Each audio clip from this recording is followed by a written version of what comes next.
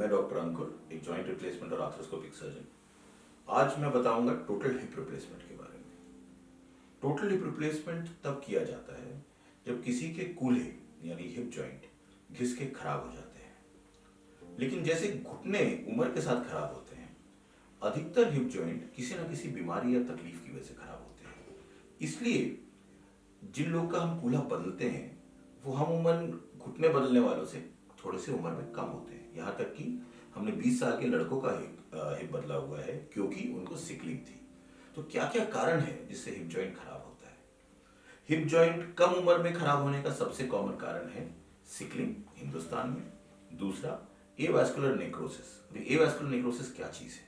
Avascular necrosis में कूल्हे में सडनली खून जाना कुछ समय के लिए बंद हो जाता है। जब ये खून काफी कुछ दिनों तक बंद रहता है तो कूल्हे की जो बॉल होती है उसका एक हिस्सा मर जाता है। इसकी वजह से धीरे धीरे वो हड्डी कोलैप्स होती है और कुछ सालों में इतना दर्द होने लगता है कि आदमी को चलना फिरना दूरभर हो जाता है। तीसरा कारण जिसकी वजह से कूल्हे खराब होते हैं वो होता है एक्सीडेंट। कि मेरा एक्सीडेंट हुआ, कूल्हे की हड्डी टूट गई या कोई पुराना हड्डी टूट गई, उसके बाद ऑपरेशन हुआ, वो सक्सेसफुल नहीं हुआ। तो ये 3 मूलभूत कारण है जिसकी वजह से लोगों के कूल्हे खराब होते हैं। और आज ये जैसे घुटने का प्रत्यारोपण बहुत नई टेक्नोलॉजी है, पिछले 20-25 साल से हो रही है। कूल्हे के बारे में मेडिकल साइंस को काफी ज्ञान है क्योंकि कूल्हे 1960 से होने शुरू हुए और आज हमारे पास इतने रिफाइंड कूल्हे हैं कि कूल्हे के ऑपरेशन को कई बार बोला जाता है द फॉरगेटन जॉइंट, यानी भूला हुआ जोड़। आप आइए, आप ऑपरेशन कराइए, उसके बाद भूल जाइए कि आपका कभी ऑपरेशन हुआ था और कूल्हे कभी खराब हुए थे। कूल्हे के ऑपरेशन वाले अधिकतर ऑपरेशन करा के दोबारा मिलना ही नहीं चाहते क्योंकि वो इतने ठीक हो जाते हैं, उनको कोई कारण ही समझ नहीं आता कि हम डॉक्टर से क्यों मिले।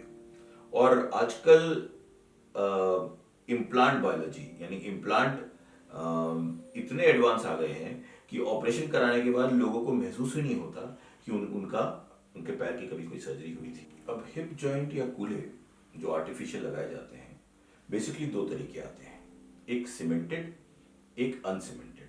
सालों से 1960 से 2000 तक जो जितने भी कूल्हे लगते थे उनको सीमेंट से फिक्स किया जाता था। सीमेंटेड कूल्हे की लाइफ 25 से 30 साल होती है। और अब जैसे जैसे टेक्नोलॉजी डेवलप हुई है, ये पाया गया कि क्योंकि कम उम्र के लड़कों में कराना पड़ सकता है, लड़कियों में कराना पड़ सकता है, तो क्योंकि कम उम्र में ये ऑपरेशन होने लगे तो हमको एक ऐसा कूल्हा चाहिए था जिसकी लाइफ ज्यादा हो। एक बार आप ऑपरेशन कराएं और जिंदगी भर चले। तो धीरे धीरे कम उम्र के लिए अनसीमेंटेड हिप्स बने हैं। अनसीमेंटेड हिप यानी जिसमें एक कील की तरह हिप को, जो हिप का इम्प्लांट होता है उसको बोन के अंदर फिक्स किया जाता है। उस हिप के इम्प्लांट में छोटे छोटे छेद होते हैं और धीरे धीरे हड्डियां उसके अंदर घुस के उसको अपना हिस्सा ही बना लेती हैं। तो सीमेंट से ना फिक्स होके वो बिना सीमेंट के फिक्स होते हैं। बिना सीमेंटेड हिप थोड़े से महंगे होते हैं लेकिन इनकी लाइफ नॉर्मल हिप से ज्यादा होती है। तो आजकल अमूमन जब तक कोई खास कारण ना हो या दूसरी बार नहीं हो रहा हो, अधिकतर कूल्हे अनसीमेंटेड ही होते हैं। फिर कूल्हे को लेके जो दूसरा फर्क होता है वो होता है कि कौन सी बॉल कौन से कटोरी पे चलेगी। कूल्हे में कूल्हे के रिप्लेसमेंट में, हिप रिप्लेसमेंट में हम एक कटोरी फिक्स करते हैं और अंदर एक गोला फिक्स करते हैं। ये गोला उस कटोरी पे चलता है। अभी गोला किस धातु का बना है और कटोरी किस धातु की बनी है, इस पे हम कई सारे अलग अलग तरह के कॉम्बिनेशन ट्राई कर सकते हैं। लेकिन फिलहाल सबसे अच्छा और लॉन्ग टर्म में सबसे अच्छा प्रूवन जो है वो है इधर मेटल और इधर पॉलीइथाइलिन यानी खास तरह का प्लास्टिक। उससे एडवांस चीज होती है इधर सिरेमिक और इधर प्लास्टिक।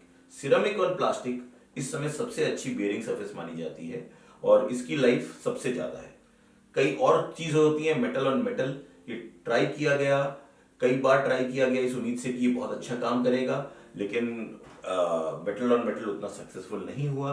उसी तरह कई लोगों ने ट्राई किया सिरेमिक और सिरेमिक। सिरेमिक यानी सिरेमिक टाइल जैसे होती है। सिरेमिक एक खास तरह का पत्थर नुमा हेड, एक पत्थर नुमा कटोरी पे। तो घूम फिर के अगर आज के सिनेरियो में माने तो सबसे अच्छा कूल्हा माना जाता है अनसीमेंटेड, और दूसरी चीज होती है सिरेमिक ऑन पॉलीइथाइलिन या मेटल ऑन पॉलीइथाइलिन।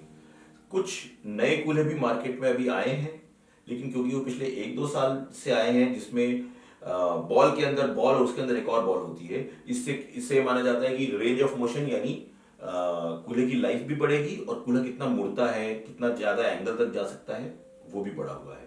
तो ये लेकिन ये कूल्हे इस समय काफी महंगे हैं, तो बहुत कम लोग ही इनको पूरी तरह अफोर्ड कर पाते हैं।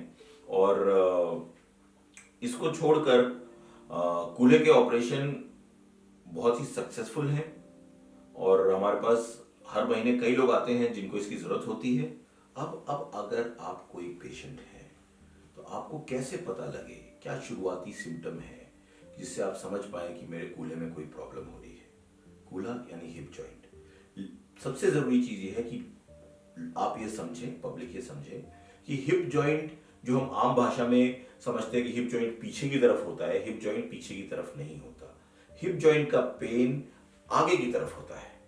यानी अगर आपके पीछे का दर्द है तो मेडिकल साइंस उसको बटक पेन मानती है, जो कमर की वजह से और सेक्रोइलिक जॉइंट यानी एक दूसरा जोड़ होता है उसकी वजह से हो सकता है।